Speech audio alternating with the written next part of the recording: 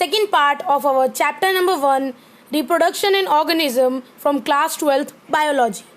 Guys, today's topic is sexual reproduction.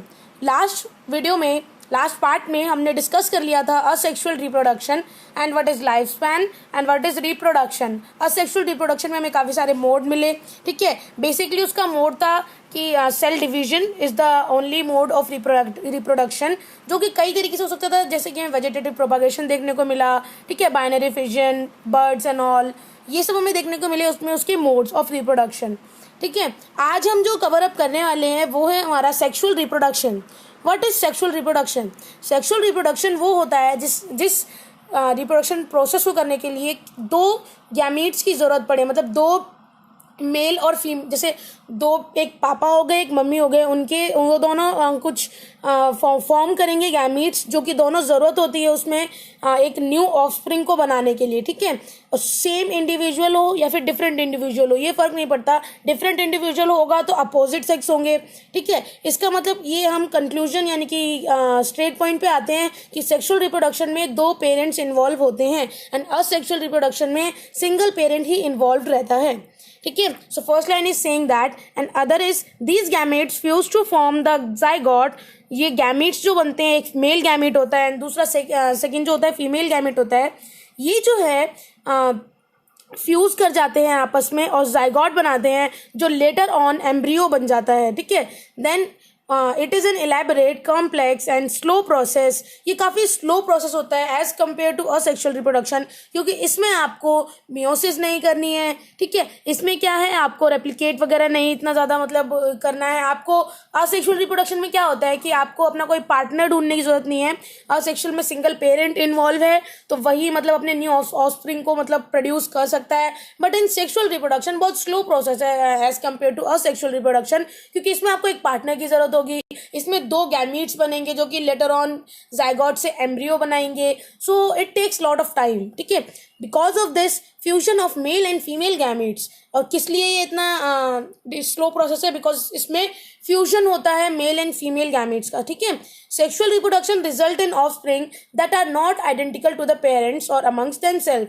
Sexual reproduction में जो offspring बनते हैं, जो न्यू ऑर्गेनिज्म प्रोड्यूस हुए हैं, जो बच्चे बने हैं, वो आइडेंटिकल नहीं होते हैं अपने पेरेंट्स से. सिमिलैरिटीज उनमें होती हैं. यहाँ देखो, सिमिलैरिटीज और आइडेंटिकल में आप वर्ड में आप डिफरेंस देख सकते हो कि सिमिलैरिटी तो हो सकती है बट आइडेंटिकल, एग्जैक्ट आइडेंटिकल वो अपने पेरेंट्स जैसे नहीं होंगे. क्यों? बिकॉज उसमें कुछ कैरेक्टर्स होंगे फादर के, कुछ कैरेक्टर्स होंगे मदर के, वो दोनों मिलके बनाएंगे जो न्यू ऑफस्प्रिंग होगा. ठीक है, देख लेते हैं एक बार हम. चलिए यहाँ पर हम एक बार समझ लेते हैं हम क्या कहने की कोशिश कर रहे हैं.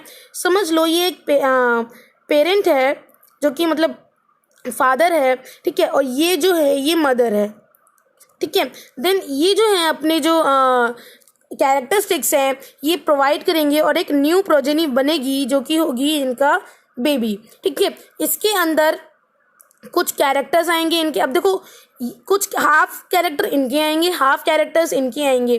ठीक है, तो ये एग्जैक्ट ना तो इनकी तरह होगा ना ही एग्जैक्ट इनकी तरह, ये कुछ नया ही बनकर निकलेगा.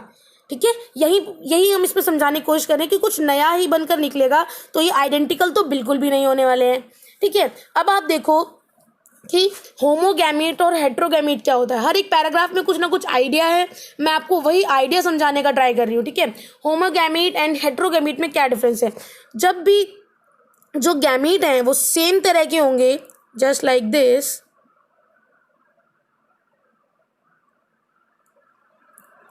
मान लो ये सेम तरह के गैमीट्स हैं तो इन्हें हम कहेंगे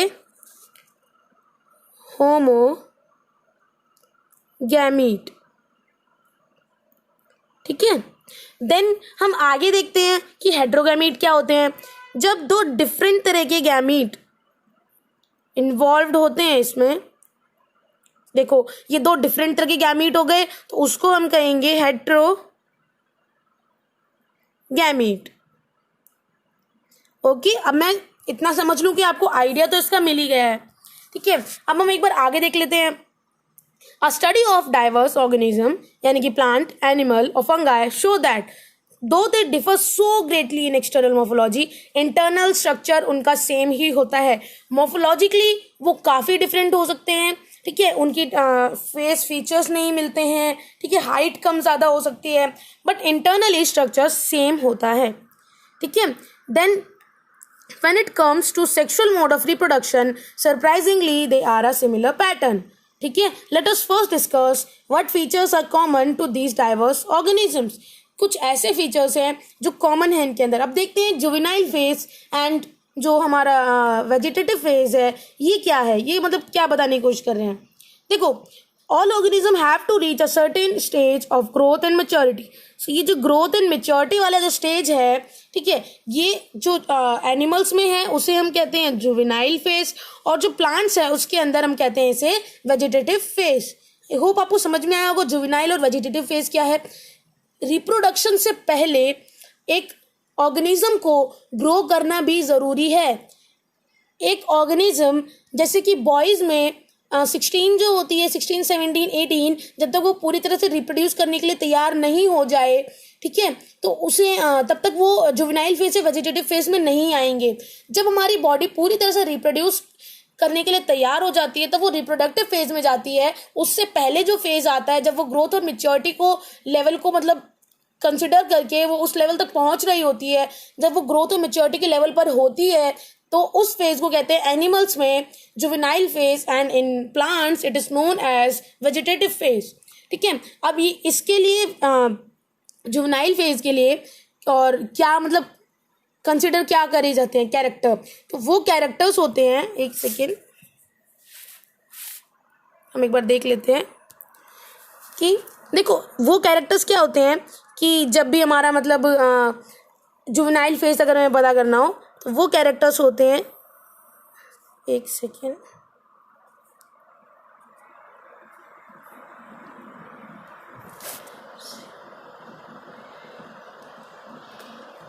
सेकेंडरी सेक्सुअल कैरेक्टर, ठीक है, वो कैरेक्टर्स होते हैं सेकेंडरी सेक्सुअल कैरेक्टर। जो ये कैरेक्टर्स क्या क्या हो सकते हैं, जैसे कि बॉयज़ में वॉइस डीपर होना, मतलब ठीक है, बॉडी पर हेयर आना, ब्रेस्ट डेवलपमेंट होना, ठीक है, यही सब जो है जुवेनाइल फेज को भी दर्शाते हैं। देन हम आगे आ जाते हैं, डन कर देते हैं इसको, वेट अ सेकेंड, ठीक है। This phase is of variable duration in different organism. ये फेज डिफर करता है एनिमल टू एनिमल और प्लांट टू प्लांट और ऑर्गेनिजम्स में काफ़ी डिफर करता है ये फेज, ठीक है, कि मतलब क्या ड्यूरेशन होगी इस फेज की। तो जब एंड ऑफ जुवेनाइल या वेजिटेटिव फेज होता है वहां पर हमारा क्या शुरू होता है, रिप्रोडक्टिव फेज। एक बार हम इसका आइडिया ले लेते हैं कि हम बात किसके बारे में कर रहे हैं यहाँ पर। देखो हम बात क्या कर रहे हैं कि ये बर्थ है, ये डेथ है, इसके बीच में लाइफ स्पैन चल रहा था हमारा, ठीक है, ये समझ लो रिप्रोडक्शन का फेज है, ठीक है। तो यहाँ पर रिप्रोडक्शन से पहले जो फेज होगा वो हो जाएगा जुवेनाइल फेज, ठीक है, वो क्या हो जाएगा, जुवेनाइल फेज, ठीक है। और ये जो रिप्रोडक्शन के बाद वाला फेज है इसे हम कहेंगे सेंसेंट फेज, ठीक है, इसे हम कहेंगे सेंसेंट फेज।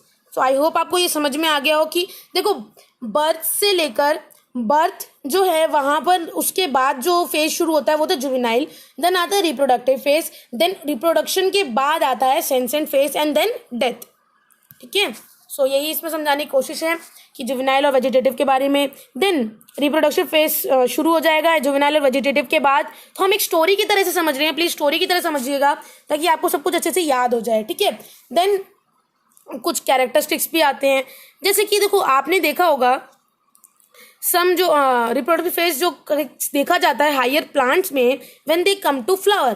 प्लांट्स में कब देखा जाता है, जब अगर प्लांट जो है रिप्रोडक्टिव फेज में आएगा, इसका मतलब वो क्या प्रोड्यूस करेगा, एक फ्लावर, है ना।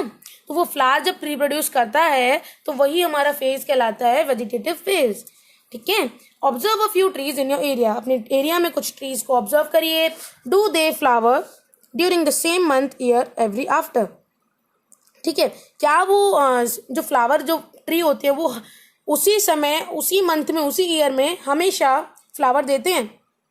What do you think the availability of fruits like mango, apple, jackfruit, etc. is seasonal? अब यहाँ पर बात आ गई सीजनल और कॉन्टिन्यूस ब्रीडर कौन से होते हैं। एक बार हम आके यहाँ समझ लेते हैं।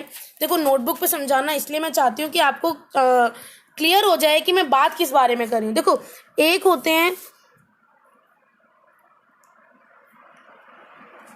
यहाँ पर आ गए आपके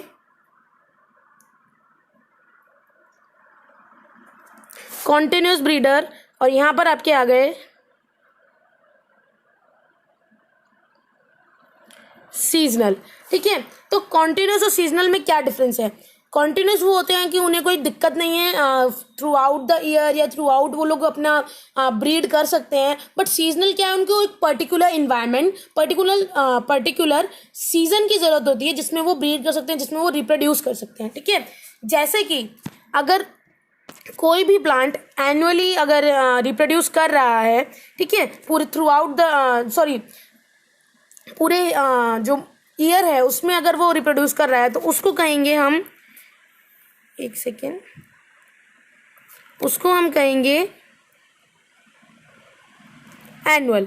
ठीक है, देन सेकेंड आता है कि अगर वो प्लांट 2 फेजेस में, ठीक है, कि एक बार एक सीजन में, देन दूसरे सीजन में 2 फेज में अगर वो पूरी तरह से रिप्रोड्यूस कर रहा है, जैसे कि 2 फेजेस में अगर वो डिफरेंस करके कर रहा है रिप्रोड्यूस, तो उसको हम कहेंगे बाइनियल। ठीक है, देन आपका थर्ड आ जाता है, एक बार हम आगे ले लेते हैं। ठीक है, थर्ड क्या आ जाता है? पेरिनियल।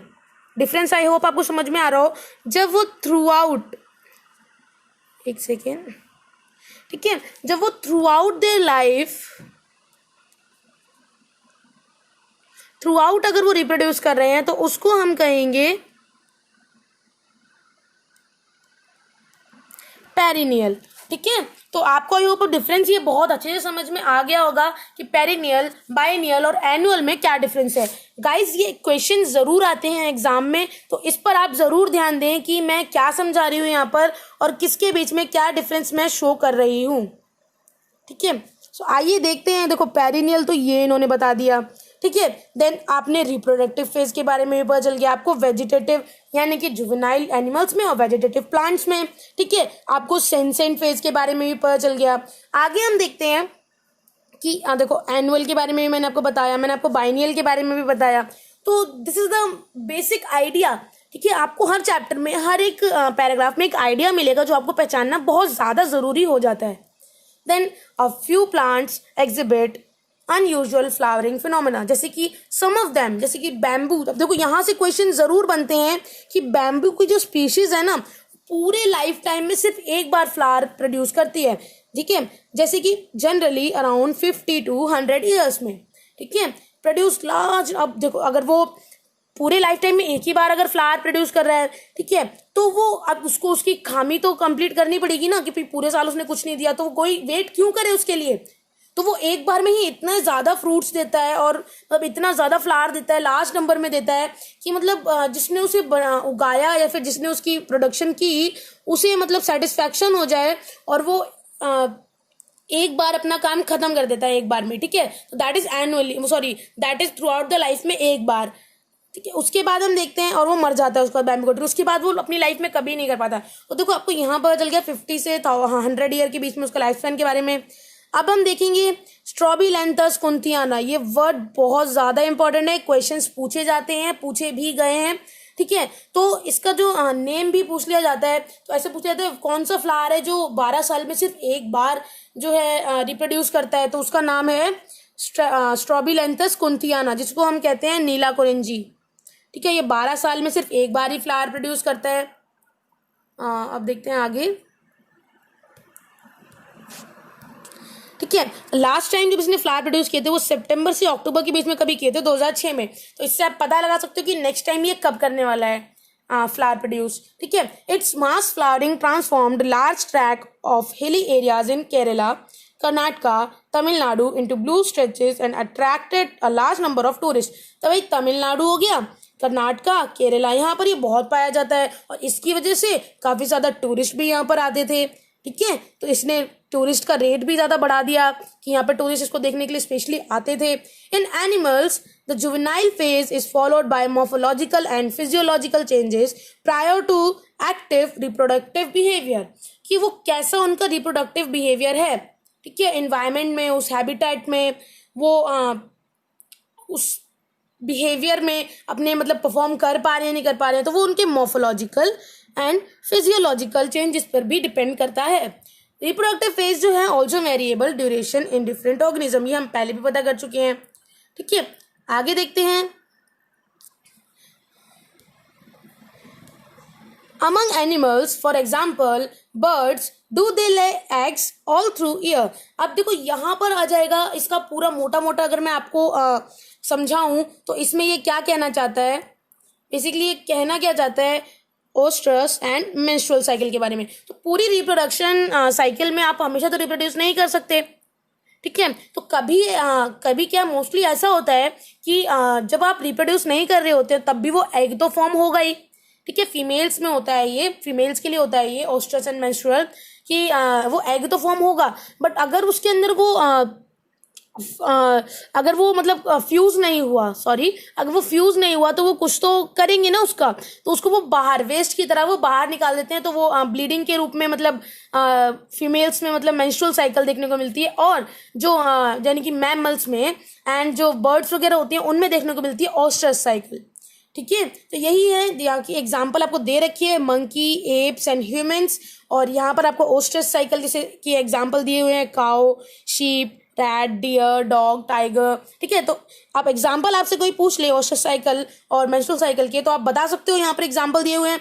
और अगर आपसे कोई डेफिनेशन पूछ ले तो साइक्लिक चेंजेस ड्यूरिंग रिप्रोडक्शन, ठीक है, आर नोन एज ओस्ट्रस साइकिल या फिर मेंस्ट्रुअल साइकिल, ठीक है। Many mammals specially those living in natural wild condition exhibit such cycle only during favourable season in their reproductive phase, ठीक है। कई ऐसे मैमल हैं जो कि स्पेशली जो लिविंग नेचुरल में हैं, नेचुरल जगह पर रहते हैं, तो वाइल्ड कंडीशन में रहते हैं, तो वो एग्जिबिट करते हैं ऐसी साइकिल को, मतलब उनमें ऐसी साइकिल देखने को मिलती है ड्यूरिंग देयर फेवरेबल सीजन, ठीक है।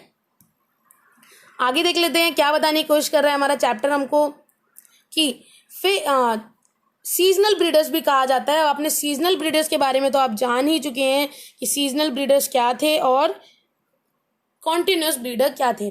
Many other mammals are reproductively active throughout their reproductive phase and hence called continuous breeder. आपको कॉन्टिन्यूस ब्रीडर्स की भी डिफाइन मिल चुकी है कि mammals are reproductively active throughout their reproductive phase, उनको कहते हैं कॉन्टिन्यूस ब्रीडर, और जो फेवरेबल कंडीशन में ही सिर्फ एक्टिव रहे रिप्रोडक्शन के लिए और रिप्रोडक्टिव फेज के लिए, तो वो कहलाएंगे seasonal breeders. That we all grow old, हम सब बूढ़े होते हैं अगर हम, हाँ ये बहुत सार्कास्टिक लाइन ऐड की गई है, if we live long enough is something that we recognise. हम कुछ देखते हैं, जब हम ओल्ड होते हैं तो हम कुछ चीजें रिकॉग्नाइज करते हैं। एक second,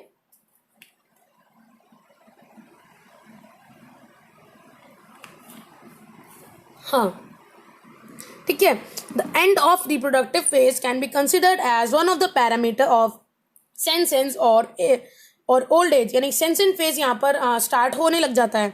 they are concomitant changes in the body में कई सारे चेंजेस आते हैं, जैसे झुर्रियाँ पड़ने लग जाएंगी, आवाज़ थोड़ी लड़खड़ाने लग जाएगी, बोन्स कमज़ोर होने लग जाएंगी, मसल्स खत्म होने लग जाएंगी। तो दैट इज़ नोन एज, मतलब कि आप जब ओल्ड हो रहे हो तो आप रिप्रोड्यूस नहीं कर पाओगे, ठीक है। और ऐसे ओल्ड होते होते फाइनली आपकी क्या हो जाएगी, आपकी डेथ हो जाएगी, ठीक है। तो काफ़ी सारे चेंजेस आते हैं इस फेज में। उसके बाद हम देखते हैं in both plants and animals hormones ही हैं जो रिस्पॉन्सिबल होते हैं इन 3 फेजेस के बीच में डिफरेंस लाने के लिए, ठीक है। तो देखते हैं हमसे क्या कह रहे हैं। In both plants and animals hormones are responsible for the transition between the 3 phases. Interaction between hormones and certain environmental factors regulate the reproductive processes and the associated behavioral expressions of organism. जो ये hormones होते हैं ना, यही उन्हें बताते हैं कि this condition is very favorable for your reproductive phase and you can reproduce in this condition, ठीक है। यही जो hormones होते हैं यही responsible होते हैं for reproduction to take place। मतलब हॉर्मोन्स ही आपको एक फीलिंग देते हैं, आपको सेंस कराते हैं अबाउट दिस रिप्रोडक्शन प्रोसेस। ठीक है, अब आ गए हम इवेंट्स। सेक्सुअल रिप्रोडक्शन में जो इवेंट्स होते हैं, ठीक है। अब एक और चीज आप समझ लो कि जो मैमल होते हैं प्लासेंटल मैमल, उनमें नॉन प्राइमेट और प्राइमेट होते हैं, जिसके में नॉन प्राइमेट जो होते हैं उनके अंदर ऑस्ट्रस साइकिल होती है, प्राइमेट जो होते हैं उनके अंदर मेंस्ट्रुअल साइकिल होती है। मैंने बोल के बता दिया, प्लीज ध्यान रखना। ठीक है, हाँ, आ जाते हैं एक बार हम अपने नोट्स पे। सेक्सुअल रिप्रोडक्शन इन्वॉल्व्स, एक सेकेंड,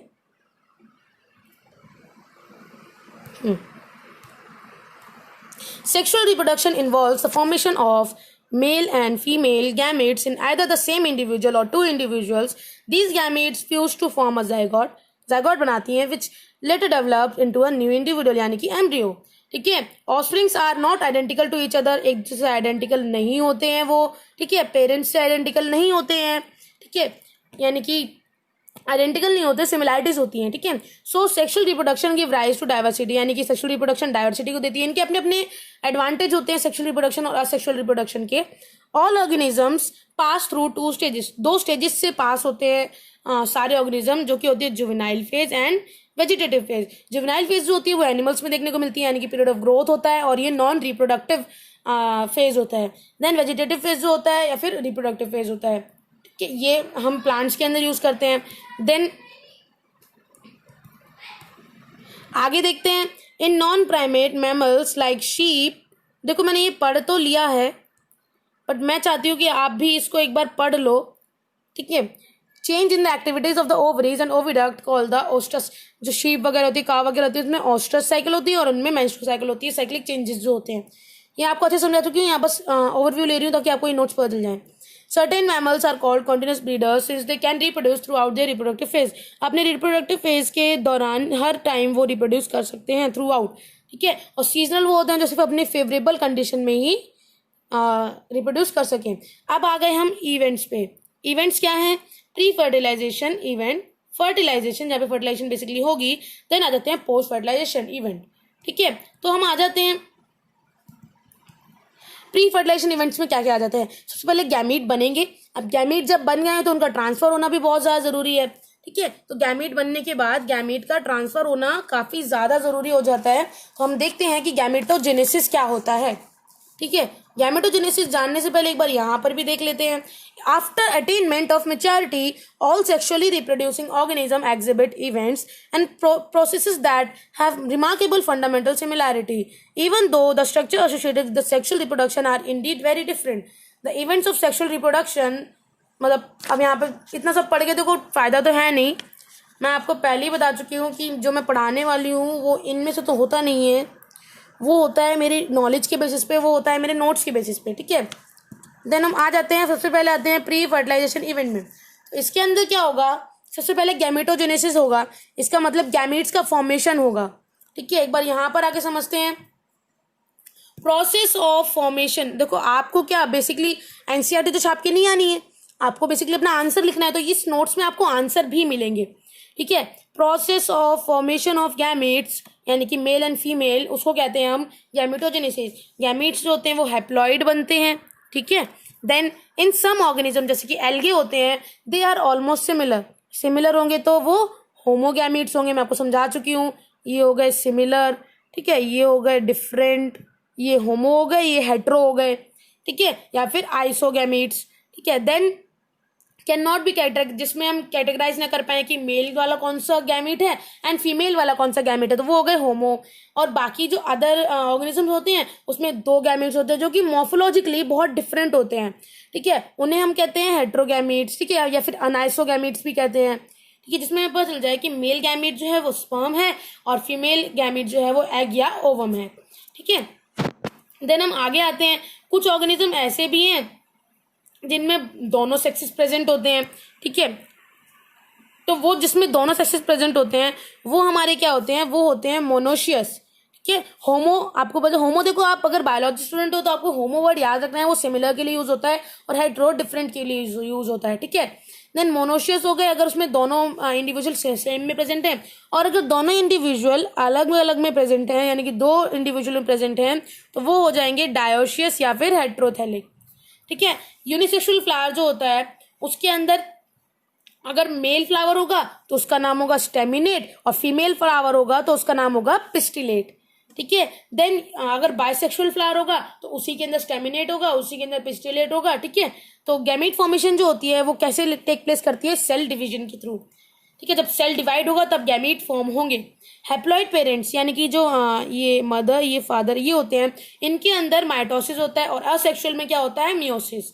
ठीक है, और डिप्लॉइड पेरेंट्स में ये मियोसिस के रूप में प्रेजेंट होगा। ठीक है, ये बहुत इंपॉर्टेंट पार्ट्स समझा रही हूँ, अभी समझ लो ध्यान से कि हैप्लॉइड पेरेंट्स जो होते हैं उनके अंदर माइटोसिस काम करता है और डिप्लॉइड के अंदर मियोसिस काम करता है। ठीक है, हैप्लॉइड के अंदर से डबल करना है तो वो 2n हो जाएगा, यानी कि माइटोसिस हुआ, एंड डिप्लॉइड के अंदर से सिंगल करना है यानी कि n करना है तो उसके अंदर हो जाएगा मियोसिस। ठीक है, with specialised cell called meiocytes. Meiocytes होते हैं वो मियोसिस के अंदर जाते हैं, जिनकी वजह से मियोसिस और माइटोसिस हो पाता है। आगे हम चलते हैं।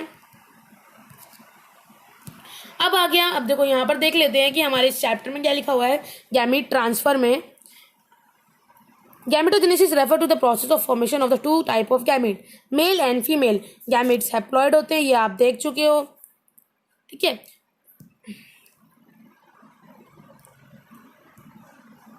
इन सम एल्गे, देखो ये आप पढ़ चुके हो। होमोगैमीट्स क्या होते हैं, ये ऑलरेडी रेड अबाउट इट कि सेम गैमीट्स होंगे तो वो होमोगैमीट्स होंगे, सेम पेरेंट्स के अंदर इन्वॉल्व होंगे, और अगर डिफरेंट इंडिविजुअल के अंदर है तो उसे हम कहेंगे हेट्रोगैमीट। ठीक है, तो अगर मेल गैमीट है उसे हम स्पर्म कहते हैं या फिर एंथ्रोजॉइड भी बोलते हैं, और अगर फीमेल गैमीट है उसे हम एग बोलते हैं और ओवम भी बोलते हैं। ठीक है, उसके बाद देखो मैं जल्दी जल्दी नहीं पढ़ा रही हूँ, मैं क्या कर रही हूँ, मैं आपको नोट्स पढ़ा रही हूँ। नोट्स पे क्या है, मैं आपको अंडरलाइन भी कर रही हूँ, आपको समझा भी रही हूँ, और एक एक चीज़ में शायद 2-3 बार भी बोल रही हूँ। तो ये जल्दी जल्दी नहीं हुआ, ये क्या है, मेरी स्पीड इतनी है। मैं आपने अगर मेरा फर्स्ट चैप्टर का वीडियो देखा होगा उस पर बहुत ज़्यादा बच्चों ने बोला है कि मैम थोड़ा धीरे पढ़ाओ, तो उसके बाद से सेकेंड चैप्टर जो मेरा अपलोड हुआ है ना वो बहुत स्लो है मेरे अकॉर्डिंग। तो अगर आपको लगता है ये भी फास्ट है तो आप प्लीज़ कमेंट सेक्शन में बताइए, मैं इससे और ज़्यादा धीरे पढ़ाने की कोशिश कर सकती हूँ, प्रॉमिस नहीं कर सकती, कोशिश कर सकती हूँ कि आपको और अच्छा कंटेंट मिले और आपको और स्लो लेवल पे आप पढ़ सकें। ठीक है, देन आगे देख लेते हैं हम। अब देखो 3 मोनोशियस डायोशियस के बारे में आप पढ़ चुके हो।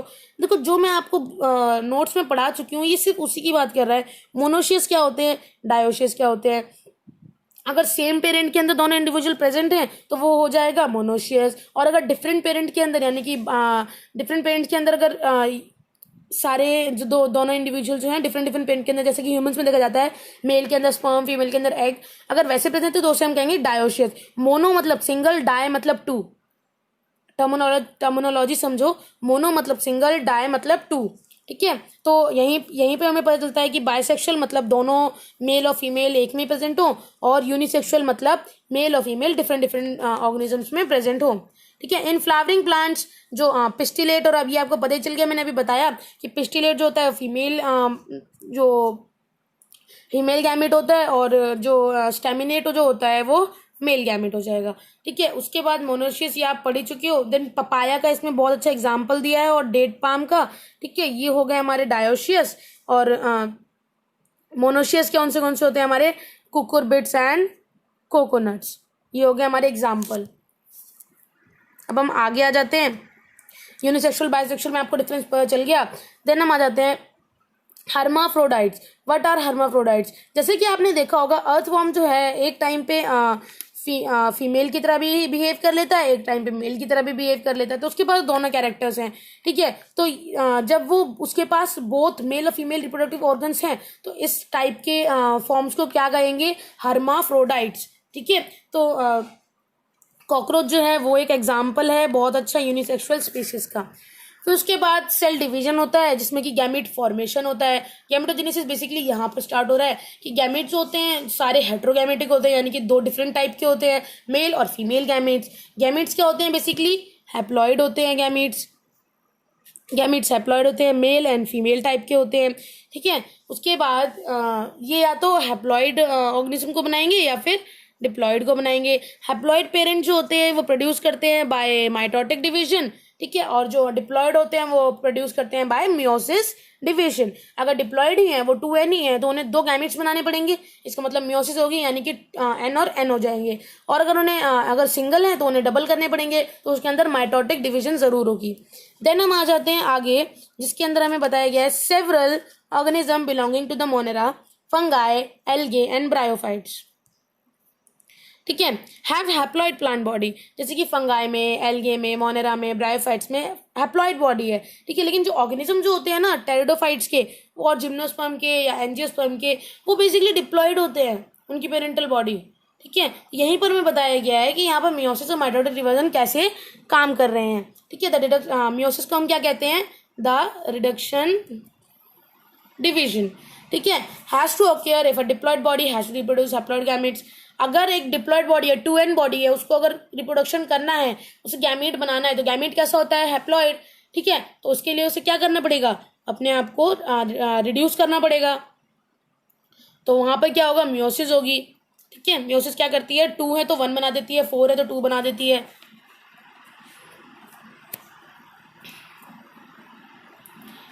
देन हम आगे आ जाते हैं,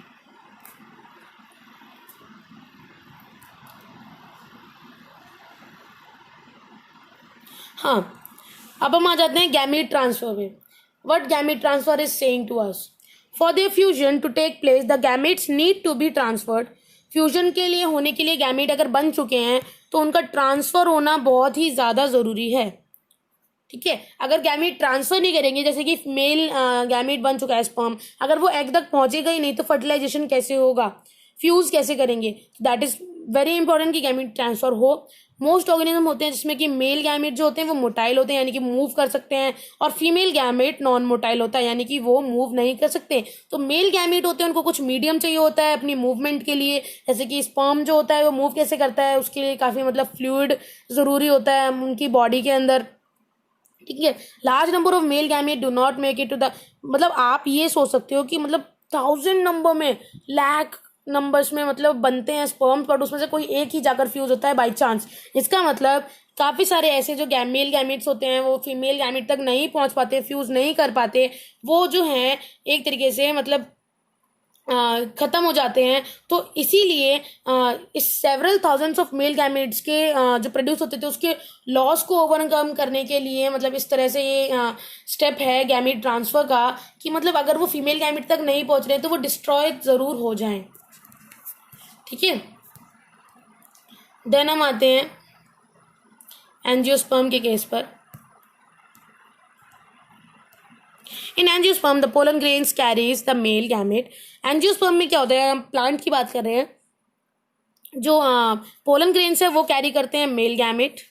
ठीक है, एंड जो ओव्यूल होते हैं उनके पास होता है फीमेल गैमेट। अब मेल गैमेट जो है, समझ लो ये है मेल गैमेट, पोलन ग्रेन्स। ठीक है, उसके ऊपर है हमारा मेल गैमेट, और यहाँ पर है हमारा ये फ्लावर का, समझ लो ये पिछली एरिया ओवरी हो गई। ठीक है, तो ये सब हो गया। अब यहाँ पर ये हो गया, ये ड्राइंग अच्छी नहीं है फिर बता रही हूँ, बट ठीक है। ठीक है, अभी यहाँ पर आना तो है इसको, तो आएंगे कैसे, पॉलिनेशन के थ्रू। ये पॉलिनेशन कैसे हो सकता है, एयर से भी हो सकता है, वाटर से भी हो सकता है। ठीक है, तो ये स्टिग्मा तक पहुंचने के लिए, उसके क्लोज पहुंचने के लिए पॉलिनेशन बहुत ही ज़्यादा अच्छा मीडियम है कि जो फर्टिलाइजेशन होने के लिए पोलन ग्रेन्स का स्टिग्मा के पास पहुंचना काफ़ी इंपॉर्टेंट है, जिससे कि वो यहाँ आकर अपना फर्टिलाइजेशन टेक प्लेस कर सके। ठीक है, दैट इज़ वेरी इंपॉर्टेंट। हम आगे चलते हैं। अब देखो ये वाला पार्ट जो है ये हम बाद में पढ़ेंगे नेक्स्ट वीडियो में, क्योंकि वीडियो काफ़ी लंबी हो चुकी है, 34 मिनट्स की हो चुकी है। अभी इसके बाद पार्ट 3 में हम पढ़ेंगे फर्टिलाइजेशन इवेंट। इसके लिए आप प्लीज़ अपनी नोटबुक साथ लेके बैठे।